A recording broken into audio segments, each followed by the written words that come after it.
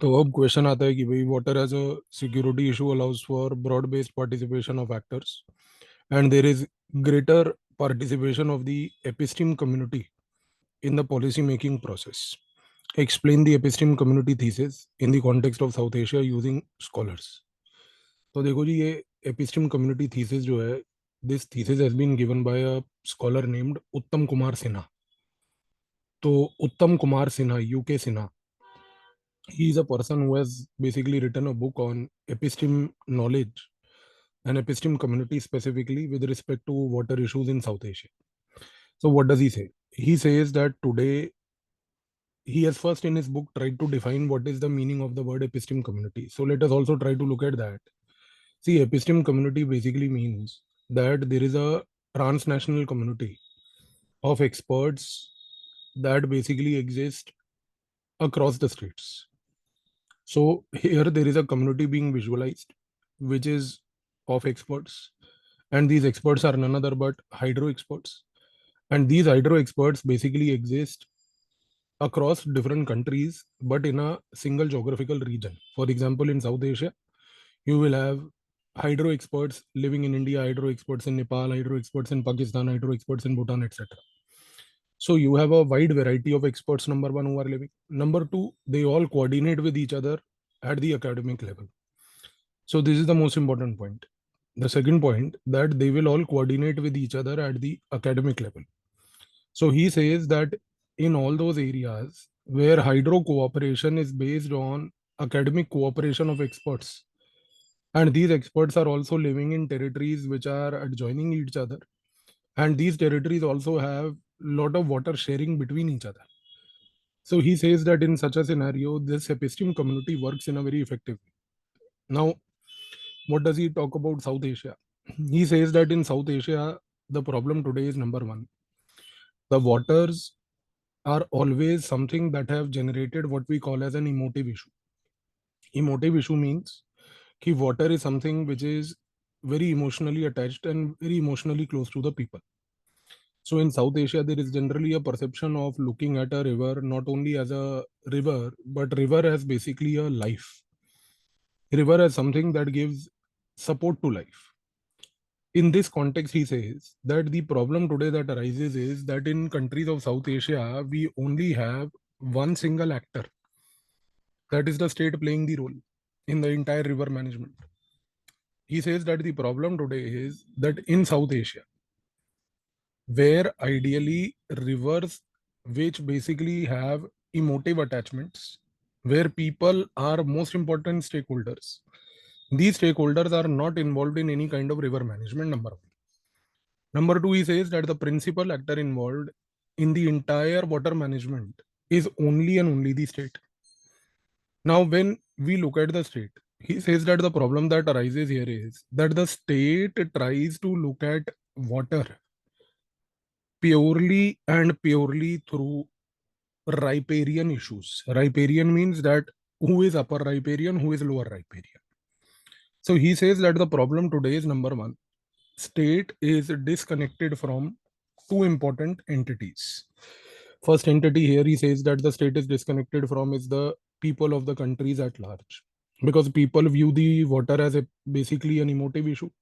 So unless or until the people are not involved as stakeholders, there will be a problem. Second, he says that the states are also disconnected from the more important point, which is basically known as the episteme community. The episteme community, which is basically a group of experts who are hydro experts, they live across different regions, plus academically cooperate with each other. They are today not part of any kind of state-centric water management. So as a result of which, what has happened in South Asia today is the state has emerged as a principal actor in water management. Lack of involvement of people, lack of involvement of the episteme community has created a situation where the water is purely looked through what we call as the riparian issue. And it is in this context, he says, that the centrality of managing water effectively has been lost. So he, in the end of his book, basically argues a very important point. He says that for best water management in South Asia, for making sure that in South Asia, rivers do not act as friction points, Rivers do not become conflicts. Rivers do not end up in becoming potential sources or areas of conflicts. The best way to manage that is to ensure that number one, the centrality of people as stakeholders is brought into the river management. And not only centrality of people is brought into the river management, but more important is the point that epistemic community, number one, is attached to the state, and number two, helps people nurture their views. See, this is where he concludes as a second more important point. He says that the role of the epistemic community is not only to produce research papers as an academic group. The role of the epistemic community is also, as he says very importantly, to basically go to the people and apprise them about how they can also contribute in making water issues as bridges between states. Because water today, with the centrality of state, has become a point of friction. So we have to make sure that water is not basically a friction point. To do that, the epistemic community must work with the people, must work with the state both. So when it works with the state, it has to communicate to the state that how they can basically utilize the expertise of these groups. When it works with the people, it must help the people to understand that how they can act as a bridge between different countries, because everywhere in South Asia, the commonality is that they all look at water through the emotive lens. So this is the epistemic community thesis that he has given. इस particular point पे बेटा question कभी आया नहीं है mains में, तो कभी आ भी सकता है, क्योंकि ये टाइप की जो थीम्स हैं ये इस पर्टिकुलर टॉपिक में ज़्यादातर थीम्स बड़ी अनएक्सप्लोर्ड थीम्स हैं जो यूपीएससी ने आज तक क्वेश्चंस दिए नहीं है। तो इन थीम्स के थ्रू मैं आपको कवर करवाने की कोशिश कर रहा हूँ। अब आते हैं जी अगले क्वेश्चन पे। अगला क्वेश्चन जो है थोड़ा लंबा है, तो एक एक करके उसको एड्रेस करते हैं। पहला part of the question says कि भाई how and to what extent does a changing political climate affect the existing treaties. So there are existing treaties between different states that we have. These states basically have signed these treaties to undertake water sharing. So here there is a scholar who is going to be common to all the points of all these questions which are here, जो answer करती है। उनका नाम है Priyanka रवल, RAWAL, Priyanka रवल। So Priyanka Raval basically begins her study by saying that political climate and changing political climate and its impact on treaty has to be understood.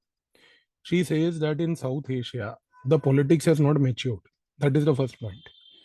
And she says that even though if there is a previous government that has entered into a treaty, even if there is a previous government that has signed a treaty, there is a number one high probability that the next government which may come in power in any South Asian country, next government, even if it is ideologically different, they will number one go for continuity of the treaty. So very firstly, she says that there is no probability that a changing political climate may lead to cancellation of treaty. But what she argues is a very important point. She says that the problem is that even if there is a particular government which has signed the treaty and there is a new government that comes, there can always be a probability that the new government that comes may offer a different interpretation of the treaty to the population. This is primarily done for domestic political gains. By, for example, she says Indus Water Treaty. She says Indus Water Treaty has been signed way back in the 1960s. This treaty has, as she uses the word, endured time and resistance. This is a very important word she uses, time and resistance. The reason why she uses the word resistance is because she says that India, Pakistan have fought wars after this treaty. And despite the fact that they have fought wars, despite the fact that India, Pakistan have almost gone nuclear, have become nuclear weapon states, the treaty has endured, it has remained, number one. Number two, she says that even though today we have different government in power, like the BJP, the idea is that they are not saying that Indus Water Treaty has become redundant. They are basically trying to portray an image in front of the domestic population by telling them that we need to revisit the treaty. This is primarily done to create happiness amongst a small segment of the domestic population. But whenever Congress governments come to power, let's say after 200-300 years when they come to power next in India, after Modi and his entire ecosystem of EVM management goes away, and if Rahul Gandhi happens to stay alive with his white beard at that time, and 300-400 years later Sonia inaugurates new parliament, then you will see probably at that time that there could be a possibility that Congress party will not offer this kind of resistance to the Indus Water Treaty. So what she's trying to say is, ki, sir, nobody tries to alter the treaty unless there is a provision within the treaty to alter, which you can otherwise exercise. But what she says otherwise is that to please domestic constituents, the word interpretation changes. So changing political climate does affect the treaty in the sense that it affects only the implementation part. It does not affect the clauses of the treaty which have been signed. Now comes the next question. Does signing of river water treaties lead to more cooperative ventures in other areas between the riparian concerned, thereby enhancing the overall cooperative environment in the region? Now, this is where she basically offers a very important understanding. She says that generally a river water treaty is signed to enhance cooperation in other areas. Generally, we see that river water treaties are signed to diffuse crisis between two states on water sharing. But she says that this is theoretically true, but diplomatically, when seen in South Asia, it is not the case. Why she says so? She says so that if you look at the treaty, let's say to begin with, between India and Pakistan, the Indus Water Treaty, she says theoretically, Indus Water Treaty and its signing should have opened up new avenues of cooperation between India and Pakistan. Practically, we never saw that. Similarly, she says that with respect to Nepal, India and Nepal have different kind of water treaties that they have signed over many decades. For example, they have signed Gandak River Water Treaty. They have signed, Kosi River Water Treaty. She says, despite signing Gandak River Water Treaty, Kosi River Water Treaty, etc., there is no conclusive evidence to prove that signing of these treaties have led to more cooperation in diverse areas with each other. In fact, signing of these treaties have been seen, as she concludes this point, as exclusive events. Exclusive events means that they have not had repercussions or impact on the other areas of cooperation. But she says that when we look at river water treaties that exist between France and Switzerland, Switzerland, Austria, she says that in these European countries, between France, Switzerland, Austria, river water treaty signing often leads to more cooperation in other areas. And mostly those other areas are exploring trade and commerce. Because in other countries, we have observed, as she says, that signing of river water treaties is meant to diffuse tensions that may escalate out of sharing of water. But here in South Asia, the experience is that signing of river water treaties ends up in creating a scenario of mutually exclusive events. That fine, this has happened, but that does not mean that our old problems go away. आप समझ रहे हो इस चीज को? So here the problem is that we do not see in a very aggressive, effective way cooperation number one opening up in other areas, as we have seen comparatively in Europe, etc. So her point of theory is very clear that these South Asian countries are yet to politically mature and yet to diplomatically mature. And this point is reinforced by the first point, that where she has already said that most of the times treaties are used by different political parties to justify to their domestic constituents that how they are going to torture the or toughen the stand with the other country. भाई ऐसे statement देना हम पाकिस्तान को सबक सिखा देंगे, भाई पहले उनको सबक सिखाओ जिसको गोबर खाते हुए सुबह से रात गोमूत्र पीते हैं आपके लोग, उनको पहले सबक सिखाओ कि गाय का पेशाब कोई पेशाब पीने की चीज है। आज गाय का पेशाब पी रहे हैं, कल अपना पियेंगे। तो ये चीज को समझना ज्यादा जरूरी है। लेकिन यहाँ पर आप चीज को समझो, शी इज सेइंग कि we have not had any concrete practical evidences of opening up of relationship in other areas. Now comes the next question, that is the negotiation process preceding the signing of the treaty to be seen as a matter of conflict resolution, or it or is it only a provision that temporarily conceals the claims and counterclaims, the real and perceived fears of the riparian? See, this is a very important point. Now she is trying to argue here a very important thinking that generally when we try to sign the river water treaties in the context of South Asia, it has often been showcased that signing of these river water treaties is basically an end to the river water conflict. And as a result of which, signing of these treaties, at that time, it is portrayed that all fears that these two states had with each other with respect to water sharing here now come to an end. But the problem is that she says that when we look at individually certain treaties, we see that these did not happen that way. For example, she says that when we look at Bangladesh and India, Bangladesh and India have already signed a river water treaty over sharing of Ganga water. She says that by signing the India Bangladesh Ganga Water River Treaty, there was a perception that all issues pertaining to sharing of Ganga River water between India Bangladesh now come to an end. But the reality is that within a very short span of time after signing the treaty, Bangladesh began to complain that India has displayed a big brother attitude. Very soon after signing the treaty, Bangladesh began to say that India has not, removed our fears, where we fear that India might take away or snatch away more water from the Ganga River and is basically giving us less water. So it is in this context, one thing is very important, that she says that river water treaty between India and Bangladesh over Ganga ideally was showcased in the academic and diplomatic literature as a successful conflict resolution management case study. But the reality is that the fears of Bangladesh were never ever basically addressed.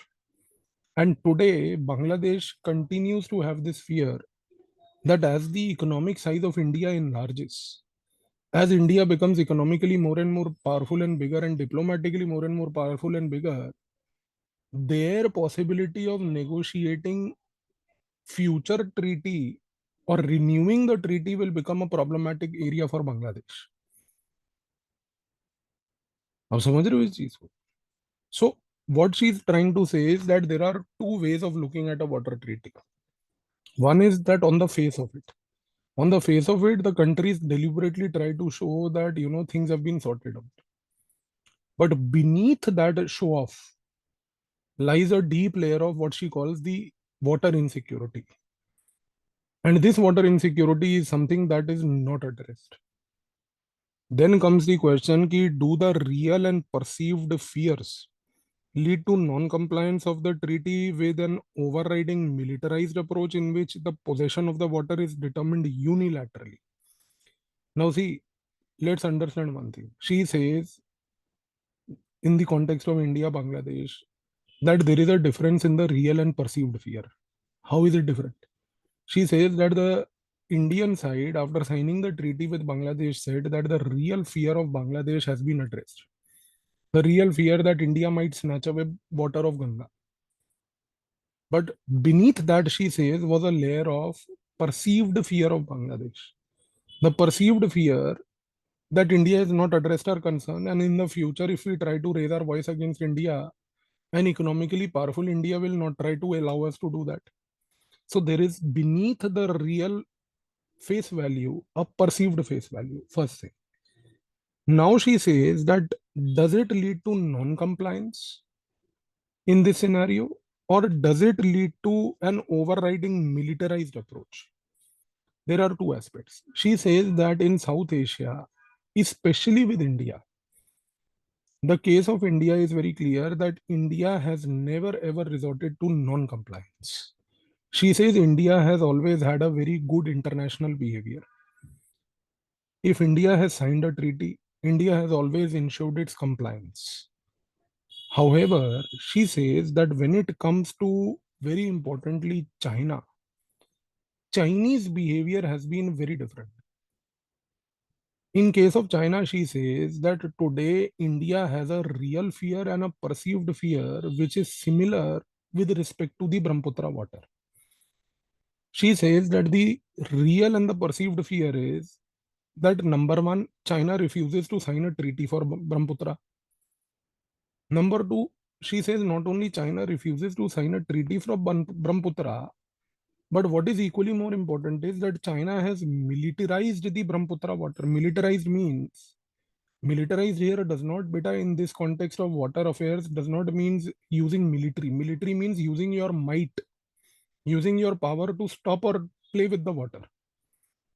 So militarized here means that she's trying to say that China not only refuses to sign a treaty over Brahmaputra because of their economic status, but very importantly, China has militarized the Brahmaputra water means that China today does not consider it appropriate to share any data over Brahmaputra water with respect to India. And she says that this behavior of China with India is what irritates countries which are around India for India. Point समझ रहे हो आप? कहने का मेरा मकसद ये है कि जो बिहेवियर चाइना हमारे साथ कर रहा है ना, बांग्लादेश, नेपाल, भूटान, इन लोगों को डर इस बात का है कि आज चाइना जो इंडिया के साथ कर रहा है, कल इंडिया हमारे साथ भी यही करेगा. क्योंकि आज चाइना की पावर देखो, इंडिया की पावर देखो. So these countries fear that what China is doing to India, India will do to them down the line. So their perceived fears will become more real fears. And they will manifest in the form of what is called as a more militarized approach. More militarized approach of India. So in the context of South Asia, one thing is very clear. That economic might of China, refusal of India to address perceived fears, is not creating what is called as a water balance. Not creating what is called as water balance. And now comes the question that what are the linkages and trade-offs associated with transboundary water sharing? So by linkages and trade-offs include, number one, most important is how to offset the friction. By tomorrow, if there is an issue between China and India over Brahmaputra, considering that China and India have no treaty over Brahmaputra, considering that China does not share any water-related info over Brahmaputra to India, tomorrow, if India and China have to basically go for any kind of linkage or trade-off over Brahmaputra river, linkage or trade-off means that tomorrow, if this becomes a friction point, on what logic are you going to achieve a trade-off? Means that tomorrow, if India has an issue with respect to Chinese usage of the Brahmaputra, China and India might have an issue where India will be in a situation where there is no trade-off available. Trade-off means that there is no opportunity available in any form to redress it bilaterally. Bhai, you can diplomatically tell China ki China, I have an issue over Brahmaputra. China will say ki I have an issue over Brahmaputra. Then what will you do? There is no treaty, there is no institutional framework, there is no diplomatic dialogue. So in this context, if there is a friction, how will the trade-off be achieved? There is no way to achieve that. That is why most of the other South Asian countries, Priyanka Raval says, are reluctant now to sign a future treaty with India because they know one thing, that in a future treaty, if we have to sign with India, India will, number one, not create an institutional mechanism for resolving disputes. And this, she says, is one of the major irritants for today Nepal. Nepal today refuses to sign any water treaty with India because it has this perceived fear that India will not sign a treaty with basically creating an important, what is known as an institutional mechanism to trade off the issues. So Chinese experience dominates the psyche of others.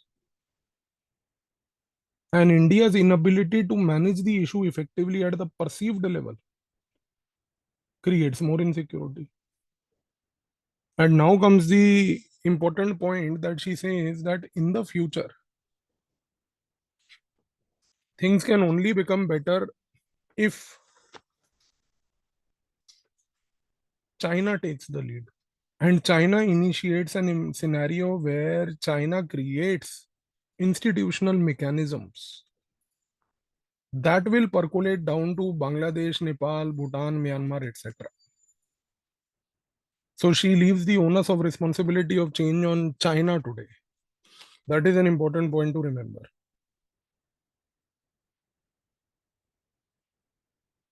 समझ आया जी?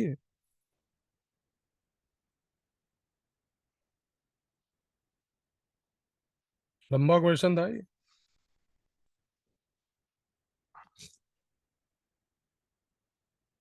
ये भी question आया नहीं है आज तक कभी। कभी भी आ सकता है इसके ऊपर। अब अगला क्वेश्चन, आपको होमवर्क दिया था मैंने, करा है वो होमवर्क या नहीं करा? शक्लों से लग नहीं रहा वैसे कुछ है।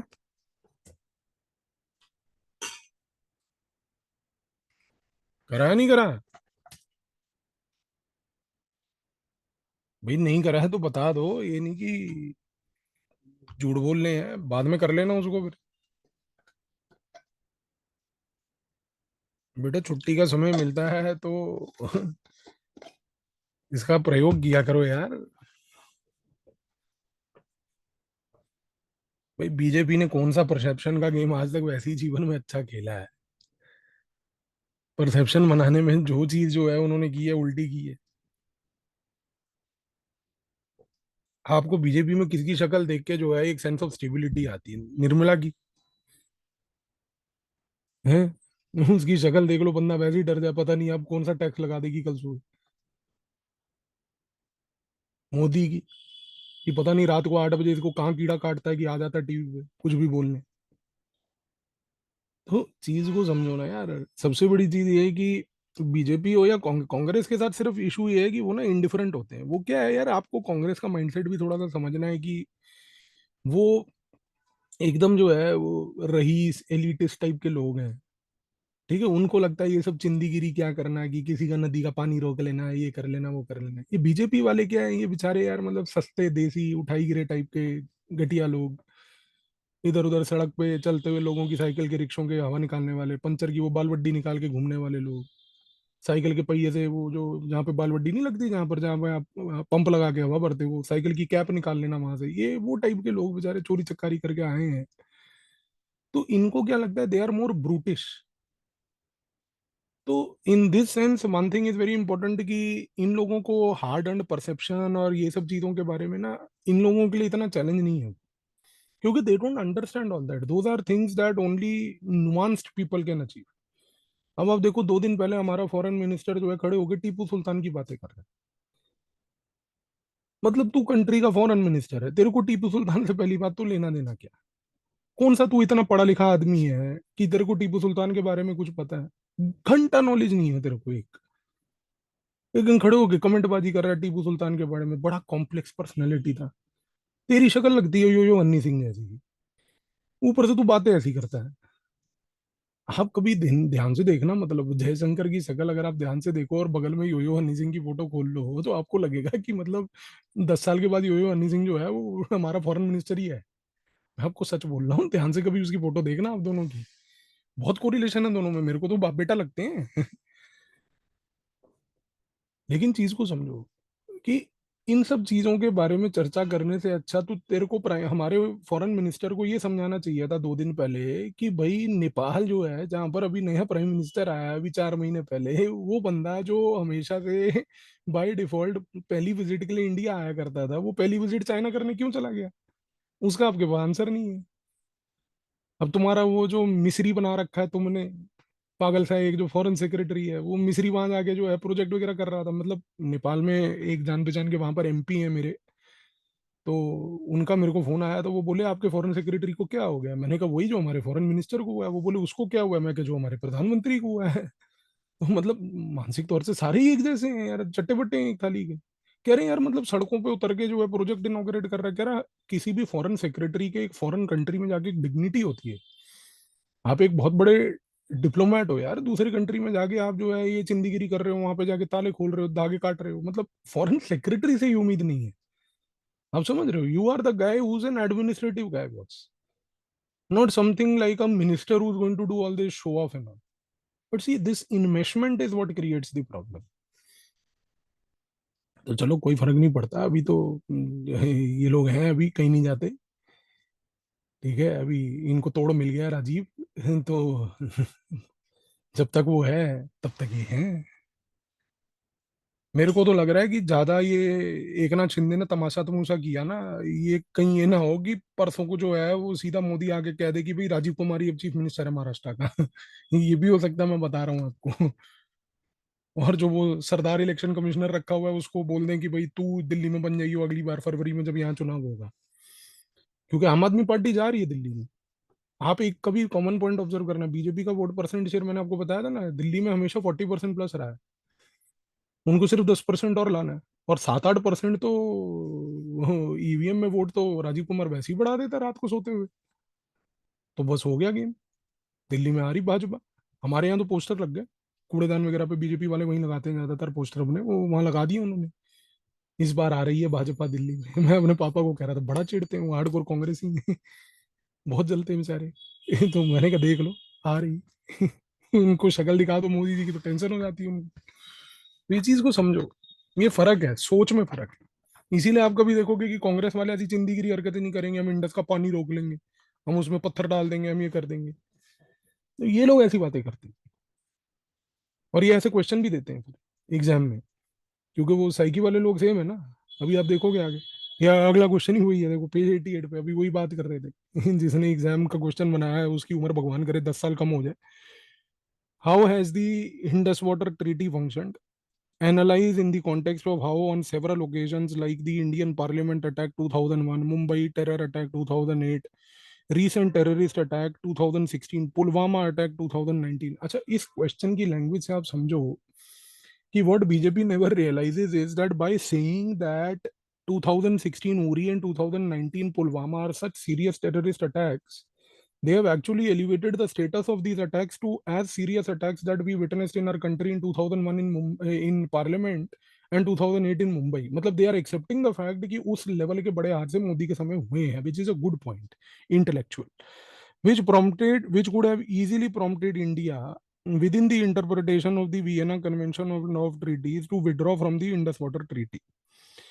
So, do you think on each occasion, based on its cost benefit assessments, India chose not to abrogate the treaty? So, let us try to look at this. So, here there is a study given by Ijaz Hussain. Ijaz, IJAZ, Ijaz Hussain. Ijaz Hussain says a very important point. He says that as per the Vienna Convention on the Law of Treaties, if there is a sovereignty violation by one state over the other, then in that scenario, a state always reserves the right to cancel the treaty, provided that any attempt to violation of sovereignty was caused because of the advantages taken by the treaty. Point समझ रहे हो? If India today feels that number one, Pakistan has basically attacked us in Mumbai, attacked us in Uri, Pathankot, etc., here and there, and they have taken this advantage because of the advantages bestowed upon Pakistan due to Indus Water Treaty, then number one, India always reserves the right under the Vienna Convention to abrogate that treaty. So let's clarify this point very clearly, sir. Vienna Convention on Law of Treaties does not say that just because there is a violation on the sovereignty of your territory by some country, you can just pick up any random treaty between the two countries and cancel that. You can cancel it, but provided you are able to show that this violation, number one, has occurred because of the advantages bestowed. Number one. Number two, Ijaz Hussain says, however, today there is no international framework available to identify or even punish a country to abrogate a treaty which may not be directly related. अब आप ये point को समझो इजाज हुसैन की. He says that even if India has witnessed terrorist attacks, those terrorist attacks have nothing to do with Indus Water Treaty. Even if today India happens to abrogate Indus Water Treaty, India will be legally right, because today there is no authority established by Vienna Convention to argue or to penalize or punish India by saying that your attempt to violate the Indus Water Treaty by abrogating it is not related to the terrorist attack. आप point समझ रहे हो मेरा? भाई India अगर चाहे तो Vienna convention के तहत वो ट्रीटी को कैंसिल कर सकती है बेटा. उसके लिए उसको जस्टिफाई नहीं करना कि वियना कन्वेंशन को जाके कि भाई इंडस वाटर ट्रीटी इसलिए कैंसिल कर रहे हैं क्योंकि पाकिस्तान टेररिस्ट अटैक कर रहा था, क्योंकि वो कहता है इजाज हुसैन की कोई अथॉरिटी है ही नहीं आज की डेट में हमारे पास जो पहली बात तो वेरीफाई करे। उसका पहला पॉइंट फिर से याद करो, he says that only if a treaty has been misused. So this places a moral obligation, not a legal obligation, a moral obligation upon a state to justify कि on what grounds are you cancelling. Now Ijaz Hussain says that today in India and between India Pakistan, Indus Water Treaty being the only legal framework, it has generated a lot of mistrust. The mistrust today is that India has the tendency to argue that the only way to penalize Pakistan for any of their misadventurism is abrogation of Indus Water Treaty. Acha, now because this point has emerged so much in the international community amongst the scholars, that there is a tendency amongst India to deliberately say that any attempt of misadventure by Pakistan, any terrorism by Pakistan will be met by abrogation of Indus Water Treaty. Ijaz Hussain says that time and again, because India has said this, now what has happened is that Indian experts have started actually justifying it also. They justify by saying that Pakistan today happens to use the waters given to them under the Indus Water Treaty, generate whatever agrarian surplus they are able to generate because of the Indus Water Treaty. Through that agrarian surplus, they basically finance terrorism. कितनी पचकानी बात है। पाकिस्तान में गेहूं उगा के जो है, गन्ना उगा के जो है, वो अब पैसा इकट्ठे कर रहा है बंदूक चलाने के आपके खिलाफ। इंडिया की जो स्ट्रेटेजिक कम्युनिटी है उसने अब ये पॉइंट बोलने शुरू कर दिए। सोचो आप। अच्छा, इजाज हुसैन फर्दर सेज कि this however is very immature because the reason why Pakistan has been able to generate surplus, that it continues to use India against it for the purpose of terrorism, is because throughout the period of Cold War, Pakistani economy always grew at an annual rate of 6%, whereas India struggled at 3.5%. Sir cold war में 30-35 साल लगातार पाकिस्तान की economy आप सोचो sir 6% पे grow करी है। अपन के यहाँ 3.5% हो जाती थी तो अपन ताली बजाना शुरू कर देते थे। और सर वो सरप्लस जो उसने एक्यूमुलेट वहां से किया, पहली बात। और दूसरा सर कि Pakistan has always resorted to usage of drug money and specifically its relationship with Afghanistan drug lords, that it uses that money to finance terrorism today. ये चीज आपको समझ नहीं है sir, drug money and its relationship with the Afghan drug lords to finance terrorism today. So, sir, one thing is very clear, that arguing that number one, Indus Water Treaty may be legally responsible for that does not make a sense. Huh. Now the question that arises is that based on cost benefit assessments, India chose not to abrogate the treaty. That is a definitely point to argue. Because here one thing is very clear, sir. Based on cost benefit analysis, Indian military has always understood that abrogating Indus Water Treaty will never be the right response to Pakistani terrorism. This point has been used mostly by the Indian political actors who are there. Ki we will abrogate the Indus Water Treaty.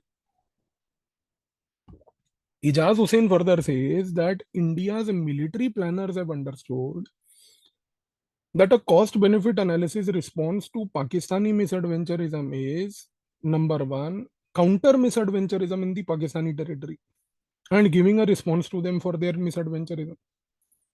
So Indian military planners believe that tit for tat policy, or what in language that you will use in the exam is called the retaliatory policy. Retaliatory policy appears to be a more prudent response for our military planners. So it is in this context that Indian military is never very enthusiastic about the abrogation of Indus Water Treaty. Because Indian military always says that giving a response at the military level to Pakistan, which in the recent times has started manifesting as we see in the form of what we call as surgical strike operations. They basically are more effective in today giving a response to Pakistan for these terrorism adventures. So retaliation at the level of what we call as counter responses. Retaliation at the level of counter military response is more important and effective than abrogation of Indus Water Treaty. So this question became clear or no, sir? इसमें तीन चार aspect हमने चर्चा करी है बेटा. Legal, moral, military, political. चारों clear हुए नहीं हुए?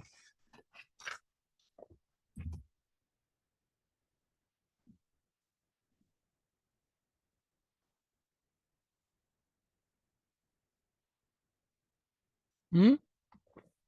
कोई ऐसा पॉइंट तो नहीं है जो नहीं समझ आया? बेटा मॉरल आर्ग्यूमेंट सिर्फ ये है, देखो कि today India when it says that I want to abrogate Indus Water Treaty because Pakistan has done terrorism under the Vienna Convention, there is no body available to identify a certain that whether it is violation of Indus Water Treaty that Pakistan did terrorism or no.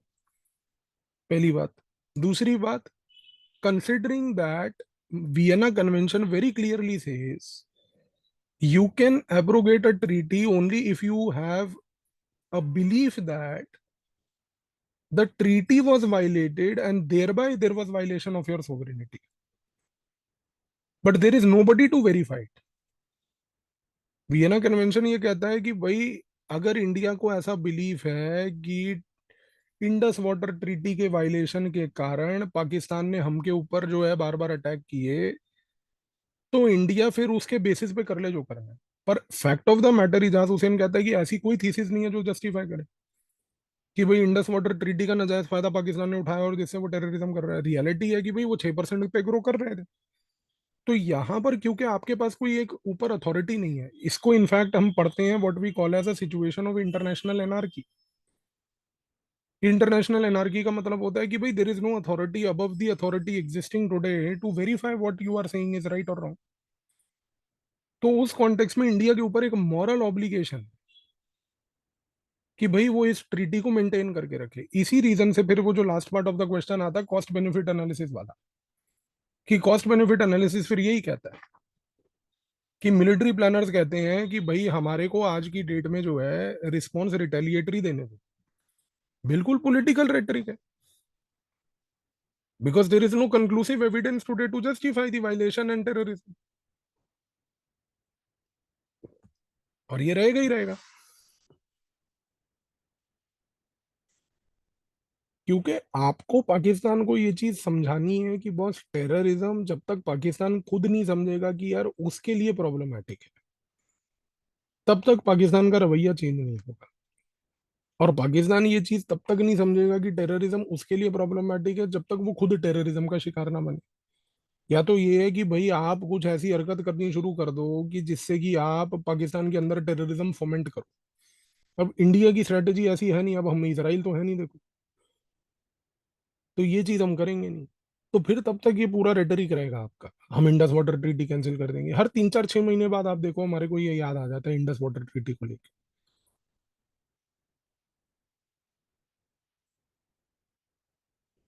आप कभी भी करो, weather normal time और अब normal time, it is up to you. But the thing is कि are you conclusively, देखो आपकी international थू थू होगी. सारे वर्ल्ड को आज की डेट में ये पता है कि पाकिस्तान इंडस वाटर ट्रीटी का कोई नाजायज फायदा उठा के आपको अटैक नहीं करता.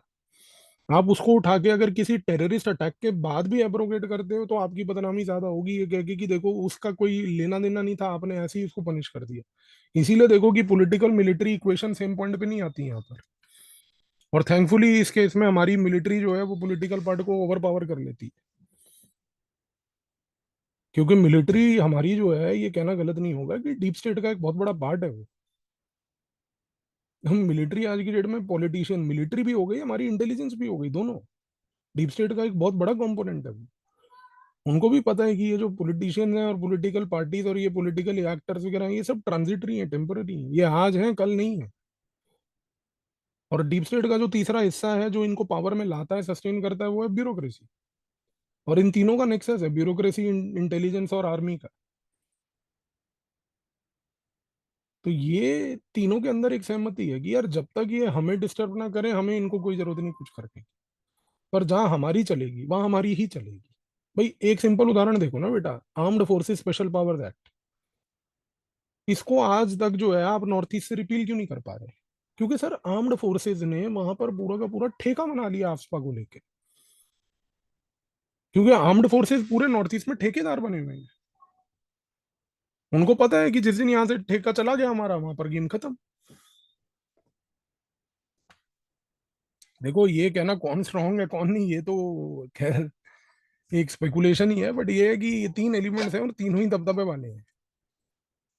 तीनों को अच्छी खासी चलती है, ब्यूरोक्रेसी की भी चलती है क्योंकि वो सत्ता को, पॉलिटिकल पावर्स को लाने वाली और हटाने वालों में से वो है।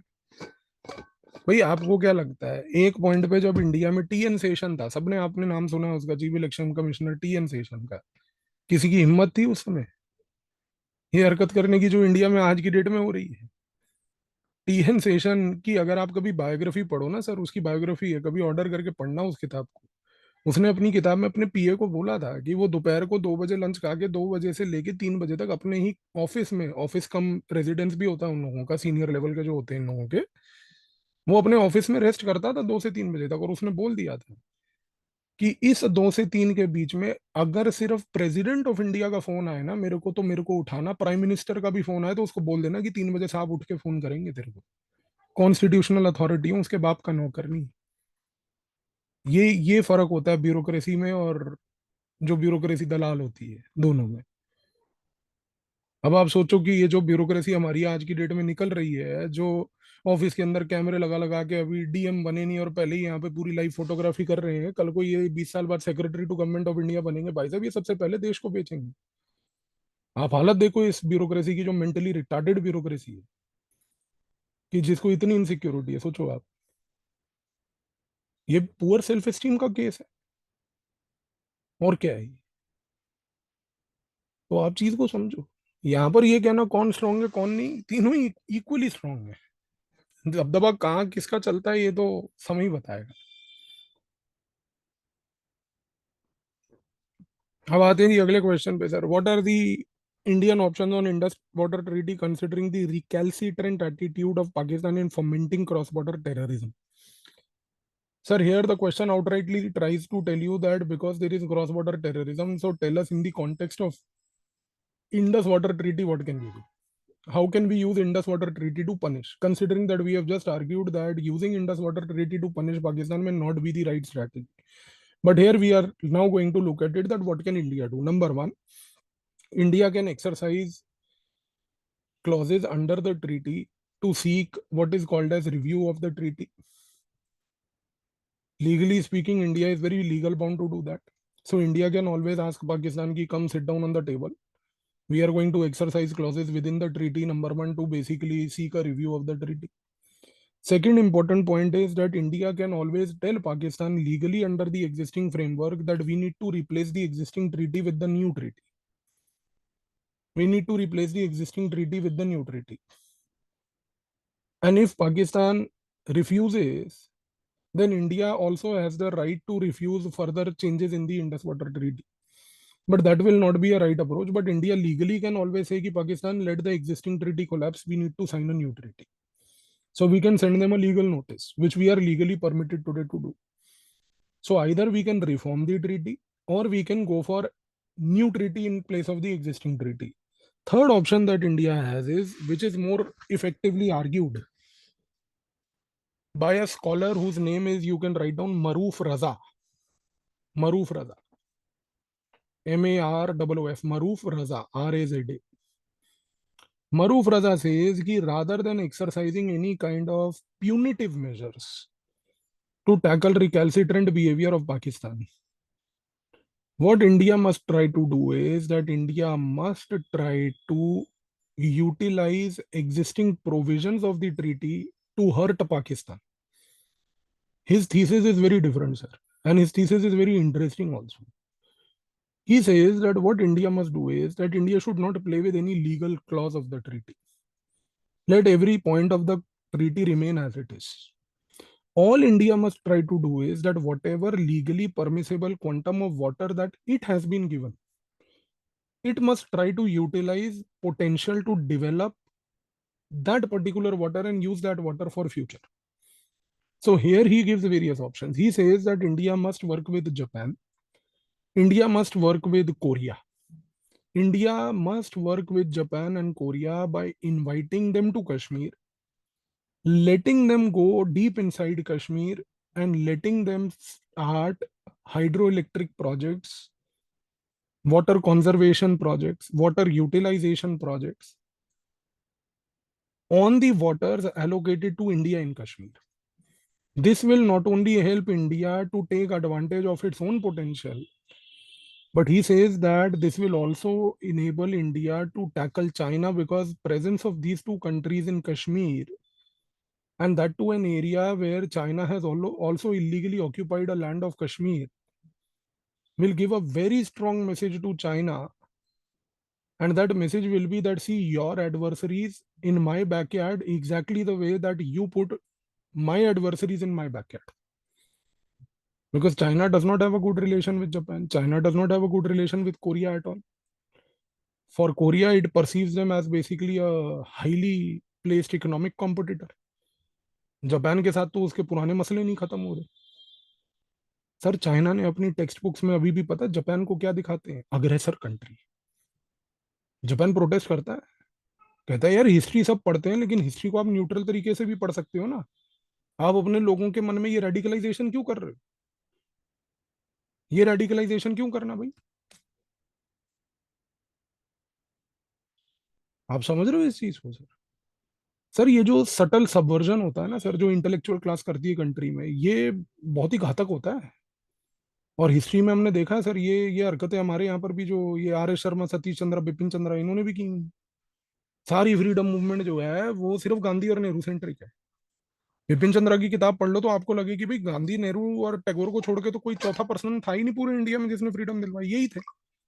सर, जो रेवोल्यूशनरीज को टेररिस्ट कह दे अपनी किताब में और चैप्टर लिख दे रेवोल्यूशनरी टेररिस्ट, आप सोचो कि इससे बढ़कर क्या एजेंडा रनिंग हो सकती है सर. आप उनको सिर्फ रेवोल्यूशनरीज भी तो कह सकते थे ना सर. ठीक है, वो रेवोल्यूशनरी थे, उनमें रेवोल्यूशनरी पोटेंशियल था, कम से कम वो गांधी की तरह चार हलकट के टाइप के नहीं थे, दो हड्डी के बने हुए गुज्जू, ये एक थप्पड़ पड़ा गिर गए नीचे. दम था भाई साहब, ये भगत सिंह में, सुखदेव में, राजगुरु में, ये हल्के लोग नहीं थे. इसीलिए इनमें दम था. सुभाष चंद्र बोस, खड़ा कर दो सुभाष चंद्र बोस को, और एक वो गैन जी आ गया अपना टेढ़ा मुंह लेके, मनुष्य. तो चीज को समझो आप सर. सर, ये नरेटिव बिल्डिंग, एजेंडा बिल्डिंग, ये सबसे इंपॉर्टेंट है. और आज की डेट में ना, जो चाइना और जापान है सर, इनकी बिल्कुल नहीं बनती आपस में. चाइना ये नैरेटिव चला रहा है पूरे अपनी कंट्री के अंदर, साइकोलॉजिकली सपोर्ट कर रहा है अपने लोगों को, क्या क्या कि जापान इज एन अग्रेसर, उसने हमारे ऊपर ह्यूमिलिएशन किया था, हमें बदला लेना है. एंड जापान सेज व्हाट कि sir, this is what creates wolf warrior diplomats in China. वो डिप्लोमेट्स जो आज की डेट में खड़े होकर शोर मचाते हैं जापान को लेके. अब आप यही करो, आप इसी जापान को पकड़ के लाओ कश्मीर में, चाइना को तब समझ आएगा कि देख, तेरे जैसे दिखने वाला, देख, छोटी आंखों वाला, आंखें नहीं खुलनी, लेकिन तेरे पे पूरी नजर है. तो सर, मरूफ रजा इज सेइंग कि bring the Japanese, bring the Koreans, don't bring the American sir. American को लाने से कुछ नहीं होगा, वो चोर है. आप जापानीज एंड कोरियंस को लाओ, let them develop hydropower potential, let them focus on water conservation, let them focus on water utilization, let them work on these three things. Pakistan will automatically get a message because of the Indus Water Treaty for whatever recalcitrant behavior that they are doing with us. आपको इसका consequence पता है मरूफ रजा की thesis का sir? Consequence बच्चे ये है कि ही सेज, आप मुझे खुद बताओ, मैं नहीं बताऊंगा, आप मुझे बताओ कि ये करने से क्या फायदा मिलेगा.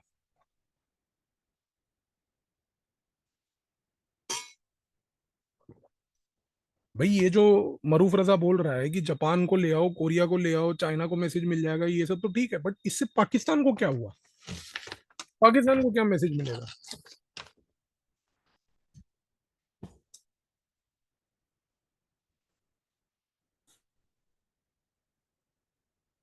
बेटा, इससे सबसे बड़ा मैसेज पाकिस्तान को ये मिलेगा कि if Kashmir ends up on the prosperity path and development path and Kashmiri people start enjoying the fruits of development, they will stop supporting the state sponsorship terrorism of Pakistan. Sir आज की date में कश्मीर में बिल्कुल ही बिल्कुल hopelessness है वहां पर। बेरोजगारी है, नौकरी नहीं है, कोई अपॉर्चुनिटी नहीं है, डिस्पाइट इतना पोटेंशियल होने के बावजूद, और इतने टैलेंटेड लोग होते हैं कश्मीरी सर। आप कश्मीरी लोगों को हल्का मत लो sir. They are very intellectual, very talented, very hard working people. And in fact अगर मैं बोलूं सर, यूपी का, बिहार का आदमी और कश्मीर का आदमी कोई फर्क नहीं है सर। ये किसी चीज में संकोच नहीं करते यहाँ के लोग। जैसे कई दूसरे स्टेट के लोगों में कुछ सेल्फ प्रोक्लेम्ड प्राइड होता है ना, हम राजपूत हैं, अबे चपेड़ मारूंगा एक राजपूत, काम कर, कुछ ना है तू। हम मराठी हैं तो क्या कर लिया तूने? मराठी है तो क्या उखाड़ लिया? काम करने के टाइम पे प्रॉब्लम है, एरोगेंस पूरा है। ये ना आपको यूपी में मिलेगा, ना बिहार में मिलेगा, ना ही ये फॉर दैट मैटर आपको जो है कश्मीर में मिलेगा सर। कश्मीर में आज की डेट में लैक ऑफ अपॉर्चुनिटी है सर। अगर ये अपॉर्चुनिटी का इशू एड्रेस होता है ना सर, आप इस चीज को समझो, अगर कश्मीर में डेवलपमेंट से अपॉर्चुनिटी क्रिएट होती है ना सर, तो ये पाकिस्तान जिन लोगों को रिक्रूट करके डोमेस्टिक लेवल पर टेररिज्म कर रहा है ना सर, उसकी कॉन्स्टिट्यूएंसी खत्म हो जाएगी। आप इस चीज को समझो। ये कॉन्सिक्वेंस है मरूफ रजा की थीसिस कि सर जापान को और चाइना, जापान को और कोरिया को इसलिए लाओ। चाइना तो एक एस्पेक्ट है ही है सर, सबसे इंपॉर्टेंट एस्पेक्ट है डेवलपमेंट ऑफ कश्मीर। समझ में आया ये पॉइंट आपको? क्लियर हुआ नहीं हुआ सर?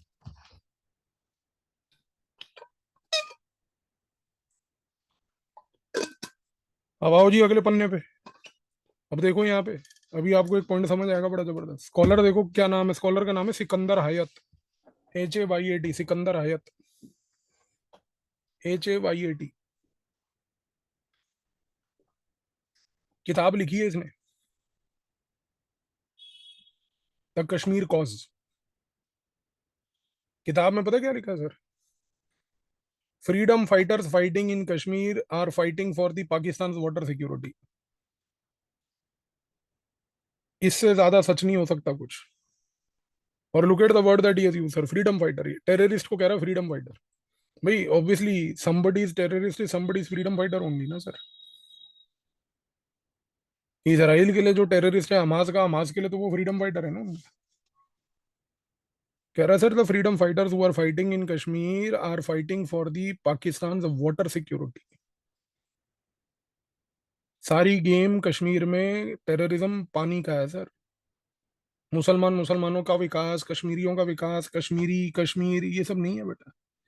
सारी लड़ाई है पानी। अच्छा अब आगे क्वेश्चन देखो sir, using the scholarly prism examine the hydro diplomacy in security thesis in India, Nepal and Bangladesh sir. Sir, here the scholar that we are going to use is Ali Noshab. Ali Noshab. Noshab. Ali Noshab. Noshab. Ali Noshab, when he talks about Nepal, he says कि sir, there is a lot of hydro diplomacy insecurity between India and Nepal. Lot of hydro diplomacy insecurity between India and Nepal. How is that manifesting? He says that number one, today Nepal is of the perception that India enters into any treaty with me only with the objective of hijacking my water resources. And as a result of which, what has happened is that Nepal has stopped looking at its own water resources for its own development. So he says that Nepal prefers its own in development just to ensure that they do not develop their own water potential, because they feel that development of their own water potential will lead to India hijacking their water potential. even though India has never ever tried to do anything for that matter that may justify this kind of a policy. But the perception of Nepal that no development of my water potential could probably lead India to hijack my hydropower has led Nepal not to develop its own water potential. And this water insecurity has permeated amongst the entire political strategic community of Nepal today, which has prevented any future cooperation between India and Nepal today.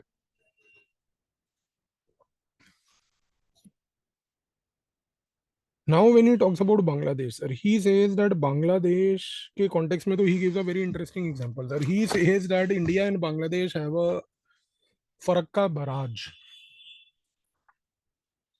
Both the countries created that barrage, Farakka barrage, because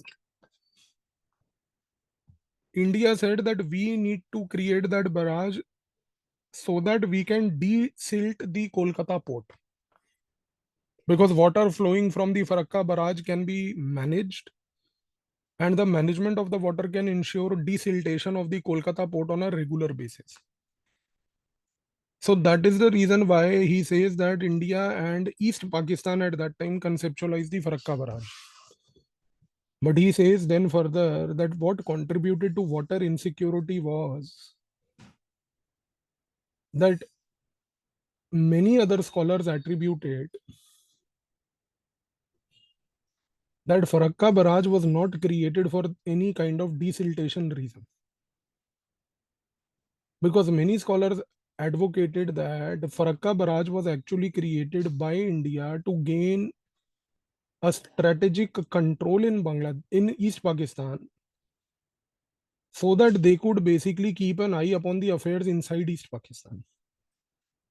And therefore, Farakka barrage basically became a tool of spying on East Pakistan. Acha, this point has gained credence specifically after creation of Bangladesh. Because after creation of Bangladesh, many of the East Pakistani scholars went on to say that see, it is only because of the Indian presence in the Farakka barrage that they were able to micromanage the affairs inside East Pakistan, leading to the creation of Bangladesh today.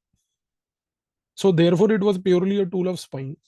Now, because that narrative has spread inside Bangladesh, today what has happened is that there is a huge amount of insecurity amongst the Bangladeshis that any future attempt by India to create any barrage or water infrastructure could be potentially used for spying against us.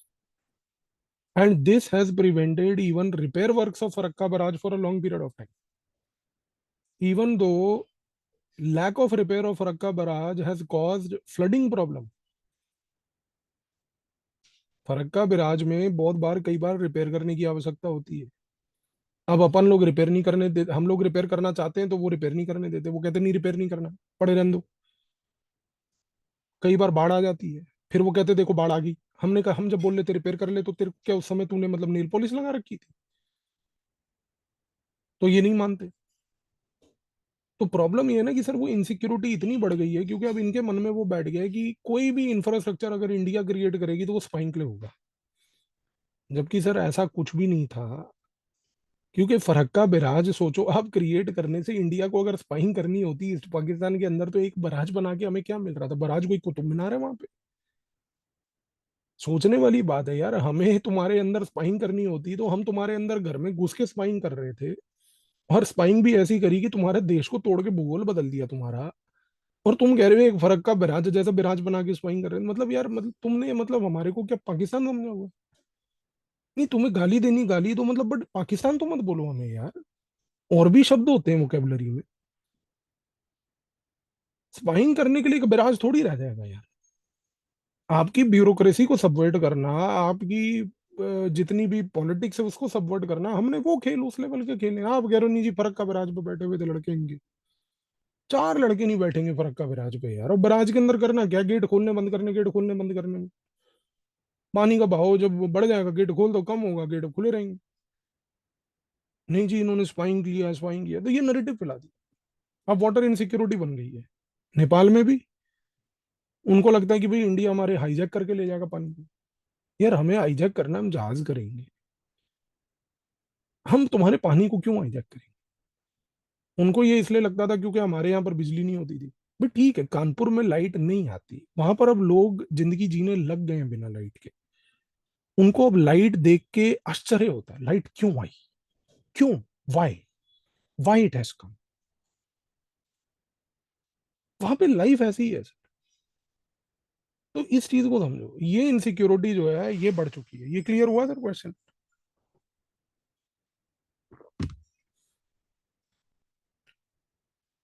ठीक है जी।